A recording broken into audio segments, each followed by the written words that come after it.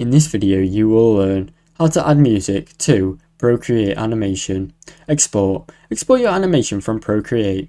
Once your animation is complete, tap Action or the wrench icon, then Share, then choose your animated MP4 or animated GIF to export. Save your file. Save the exported animation to your Photos or Files app on your device. Open a video editing app. Use a video editor. This could be like iMovie, CapCut or Premiere Brush. Import your animation. In the video editing app, import your saved animation files in the project timeline. Add a musical track. Select the option to add audio or music, then choose a track from your device's library or even the app's available music. Export the final video. Adjust the timing if you need to, then export the video with your animation and music combined. Now you know how to easily add music to a Procreate animation. Thanks for watching. Don't forget to like and subscribe.